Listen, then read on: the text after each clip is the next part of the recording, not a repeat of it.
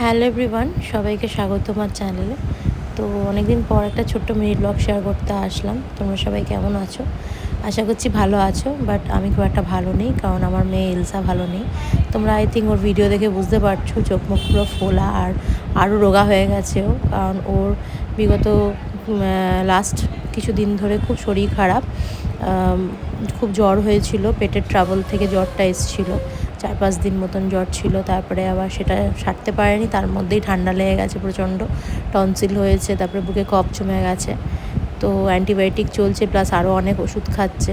তো এমনি খাওয়া দাওয়া সেরকম করতো না, রোগা, তার মধ্যে এখন আরোই না খাওয়া দাওয়া করে আরও রোগা হয়ে গেছে। আর যেটা হয় বাচ্চাদের, খাওয়া দাওয়া না করলে প্লাস এত ওষুধ চললে, আমরা বড়রাই কোনো কিছু সমস্যা হলে আমাদের খেতে ইচ্ছে করে না, আর ও তো বাচ্চা, বলতেও পারে না ওর কী সমস্যা হচ্ছে। তো তার জন্যই খেতে হয়তো মুখে ভাল লাগছিল না, তো না খেয়ে খেয়ে এরকম মানে আরও রোগা হয়ে গেছে। যাই হোক, তো এই যে সময়টা আমি ভাবি আমার জীবনে কেন আসে। আমার মেয়ের যখন কোনো কিছু হয় না, আমার কিচ্ছু ভাল লাগে না, তখন আমার মনটা প্রচণ্ড খারাপ থাকে, আমার কিচ্ছু ভাল লাগে না, সারাক্ষণ খালি কাঁদতে থাকি। আর ভগবানকে বলি, ভগবান আমার মেয়ের কোনো মানে মেয়েকে কোনো কিছু কষ্ট দিও না, যা কষ্ট সব আমাকে দিয়ে দাও, আমার মেয়ে যেন ভালো থাকে। আমি সবসময় ভগবানকে এটা বলতে থাকি, আর আমার কোনো কিছু ভালো লাগে না। তো এটা আশা করি সব মায়েদেরই হয়, আমার একার নয়, বাট আমি একটু বেশিই চিন্তা করি এলসাকে নিয়ে।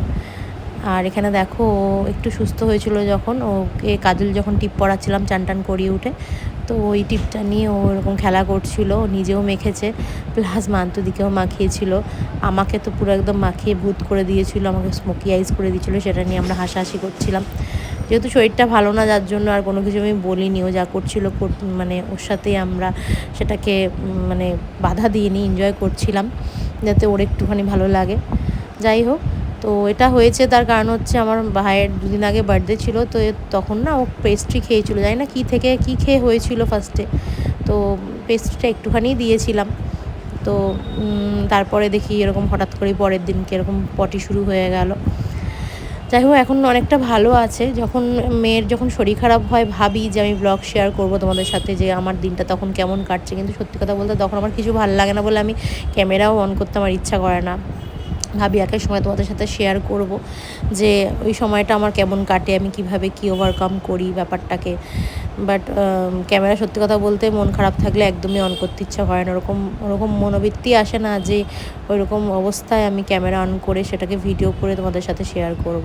তো যখন একটু ভালো ছিল তখন এই ভিডিওগুলো করেছি, তাই জন্য তোমাদের সাথে শেয়ার করলাম। তোমরা যারা যারা ভিডিওটা দেখছো তারা আমার মেয়ের জন্য একটু প্রে করো, আমার মেয়ে যেন সুস্থ হয়ে যায়, একেবারে যেন পুরোপুরি সুস্থ হয়ে যায়, ও আরও খুব যেন ভালো থাকে, ওর যেন কোনো সমস্যা কোনো দিনও না হয়। তোমরা আশীর্বাদ করো আমার মেয়েকে, আর এটাই বলার, আর কি বলবো।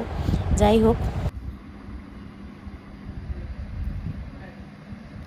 অবস্থা দেখো কি করেছে আমার মেয়ে, আমার মুখের এমনি দাগে ভর্তি পিম্পলসের, তার মধ্যে স্মোকি আইস। এই যো মাম্মা আমাকে স্মোকি আইস করে দিয়েছে, দেখলে আমাকে কাজল মাখিয়ে কেমন ভূত বানিয়ে দিয়েছিল।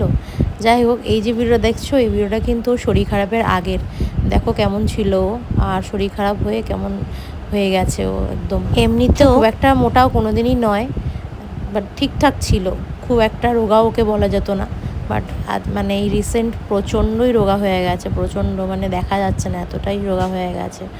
যাই হোক, ভগবানকে এটাই বলি, রোগা মোটা আমার কাছে সেটা ম্যাটার নয়, ও যেন সুস্থ থাকে, ভালো থাকে, এটাই আমি ভগবানের কাছে চাই। আর এটা হচ্ছে লাস্ট শনিবারের, আর তার আগে শনিবারের ভিডিওটা তোমাদের সাথে শেয়ার করলাম, ও নাচছে। আর এই শনিবার দেখো আরও মুখটা ছোট হয়ে গেছে রোগা হয়ে গিয়ে। যাই হোক, এখানে আমরা রেডি হয়েছিলাম, আমাদের বাড়ির সামনেই সমিতি মাঠ আছে, ওখানে কালী পুজো ছিল, বড় একটা রক্ষাকালী পুজো হয়, তো সেখানেই মানে যাবো বলে রেডি হয়েছিলাম। আমরা 3 জনে গিয়ে ঠাকুরকে ধূপ মোমবাতি দেখালাম, দেখি ওখানে ছোটো করে একটা মেলা বসেছিল, ওখানে আমার মাসিরা এসেছিলো, তারপরে তনুদি, পুতুদি, অনিতাদি, ওরাও সবাই এসেছিলো।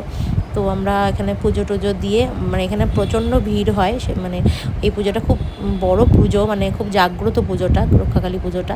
আর একটা জিনিস নোটিস করে দেখো, এই ঠাকুরের কিন্তু জিভ বাইরে নয়, জিভটা মানে ভেতরেই থাকে।